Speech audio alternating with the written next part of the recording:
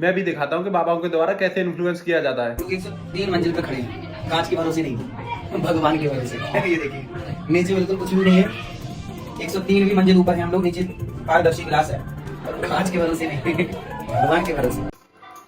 एक बार नहीं दो बार बोला जा रहा है कि हम कांच के भरोसे नहीं 103वीं मंजिल पर भगवान के भरोसे खड़े हैं। यही लोग हैं जो हमारे यूथ से क्रिएटिविटी एंड साइंटिफिक टेम्परामेंट खत्म करते जा रहे हैं, क्योंकि ये यूथ को विश्वास दिला रहे हैं कि हमारी मर्जी से कुछ नहीं होता, सारी चीजें भगवान की मर्जी से होता है और हमें भगवान के भरोसे रहना चाहिए। और अभी इन बाबा जी से कह दिया जाए कि आप भगवान भरोसे ही हो तो 2 कदम कांच से बाहर ही रख दो, तो ये बिल्कुल रखने से इनकार कर देंगे। इनका भगवान से भरोसा भी उठ जाएगा, क्योंकि इन्हें पता है कि ये भगवान के भरोसे नहीं साइंस एंड इंजीनियरिंग की भरोसे 103वीं मंजिल पर खड़े हैं। और अभी आगे सुनते हैं।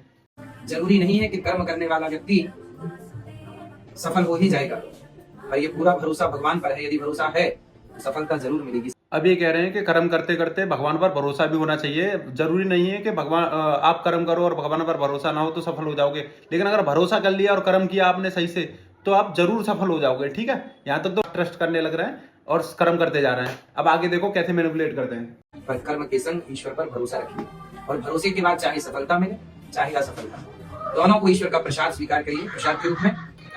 अभी तो आप कह रहे थे कि भगवान पर भरोसा रखोगे तो जरूर ही आपको सफलता मिलेगी, लेकिन अब ये कहने लग रहे हैं सफलता मिले ना मिले भगवान पर भरोसा रखिए। भाई क्यों रखूं मैं?